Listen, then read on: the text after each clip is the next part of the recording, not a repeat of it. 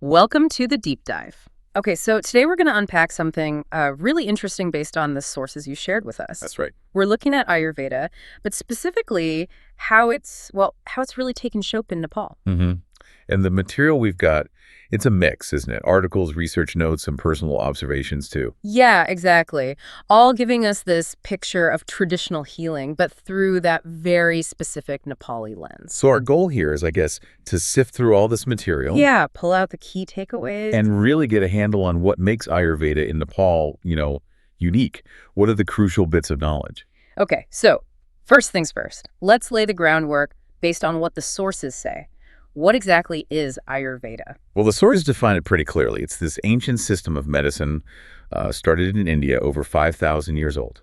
5,000 years, wow. And they stress it's not just about fixing things when they go wrong. Right. Exactly. The core idea, the fundamental focus is about balance. Yeah. Balancing the whole person. The body, mind, and spirit. They use those Sanskrit terms. Sharir for body. Right, sharir. Mm. And manas for mind, atma for spirit. It's about bringing those three into harmony. And how does it do that? What methods are mentioned? It's all very natural. Things like herbal medicine, obviously, that's a big one. Okay. Plus dietary changes, lifestyle adjustments. Oh, and detoxification is highlighted. They specifically mention panchakarma. Panchakarma, yeah, I saw that. Yeah. And massage therapy, Abhyanga. Mm-hmm.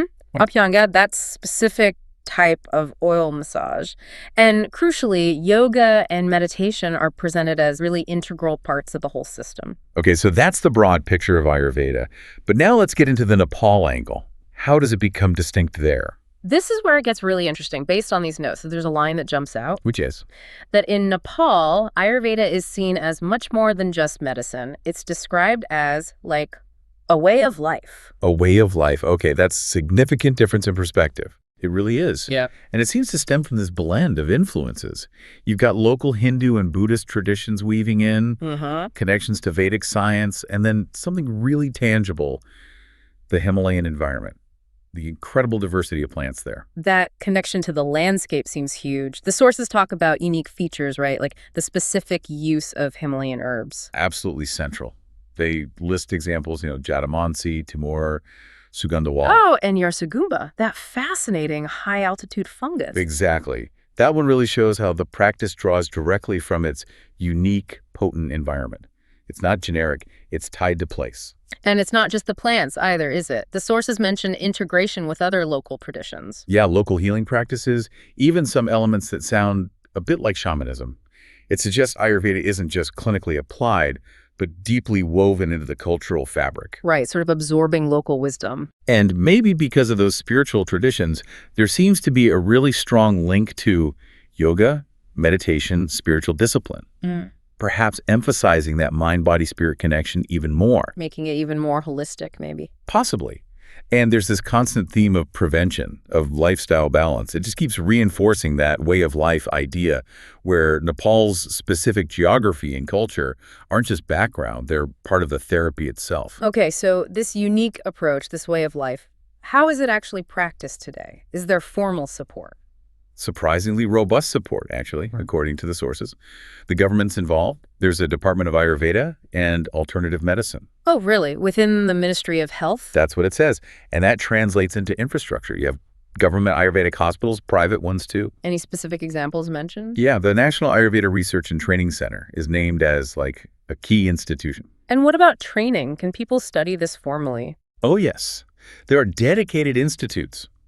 The Ayurveda campus, part of Tribhuvan University in Kirtipur, offers proper degrees, bachelor's, even MD-level qualifications in Ayurveda. So it's a recognized medical field? Definitely. Yeah. And that leads to, actual practitioners on the ground.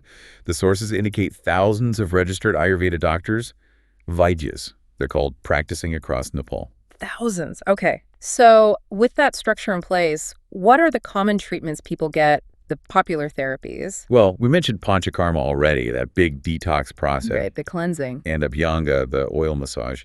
Then there's Shiratara. Shiratara. That's the oil pouring on the forehead, isn't it? It's supposed to be very calming. Exactly. Really good for the nervous system, apparently. Then there's Basti. Basti. Medicated enemas, seen as really important for cleansing the lower digestive tract and balancing certain energies or doshas. Okay. Anything else? Herbal steam therapy is another one commonly listed. Got it. So, given these therapies and this unique Nepali approach, what kinds of health issues are people actually going to Ayurvedic practitioners for in Nepal? It's a pretty broad range based on the lists and the sources physically. Things Oh, like joint pain, paralysis, digestive problems, skin diseases. standard physical complaints, then, but given the holistic focus. Right, it goes beyond that. Mental and emotional well-being are key. So stress, anxiety, insomnia are frequently mentioned. That makes sense. And the more specific things, too, like helping with hormonal imbalances, infertility, even post-stroke recovery and nerve issues. Wow, quite comprehensive. And, of course, general wellness people seeking detox programs or just rejuvenation. That's a big part of it, too. Which leads nicely into another point. The sources raise this intersection with tourism. Yes, wellness tourism. It's definitely a growing trend mentioned in the material. Nepal's becoming a destination for it. And Ayurveda is a big part of that draw. Seems to be central. People are coming from abroad for Ayurvedic retreats. Whereabouts? Any specific locations? The sources mention places you'd expect, known for being beautiful or spiritual. Pokhara, the Kathmandu Valley, Lumbini. Makes sense. And what are they seeking in these retreats? Mostly those detox and rejuvenation programs we talked about, but also that spiritual healing aspect, combining Ayurveda with yoga and meditation in that authentic traditional setting. It's the whole package they're after. Exactly. The sources even ground this with a real-world example. They mention a clinic, Right. Sahayogi Ayurvedic in Kapan, Kathmandu. Okay, what do they mention about it? Just lists the kind of services offered there, like Ayurvedic massage, acupuncture therapy, stroke rehab. Yeah, It just illustrates where this kind of care actually happens. right. Gives it a concrete feel. So if we try to wrap this all up, what's the main takeaway from these sources about Ayurveda in Nepal? I think the clearest message is that it's really not just seen as a medical system you turn to when you're ill. It's more ingrained. Yes, much more. It's presented as this holistic lifestyle, a spiritual science, deeply, deeply woven into the culture, the land, the spirituality of Nepal. Offering something quite authentic, rooted in that specific place. That's the feeling you get, rooted in nature and tradition, really leveraging those unique Himalayan plants and local knowledge. So we've seen the basics, then that special Nepali flavor, the herbs, the local traditions, the government support, the education, therapy. Its role now in wellness travel. It really paints a picture of a tradition that's ancient, but also very much alive and evolving. Definitely feels that way from the sources. Okay, so here's a final thought for you, the listener, to maybe cue on, something that comes straight out of how these sources frame it. How does this strong emphasis in Nepal on Ayurveda being a way of life, so tied up with the culture, the spirituality, the actual landscape, how does that compare to how we often view traditional or alternative medicine elsewhere?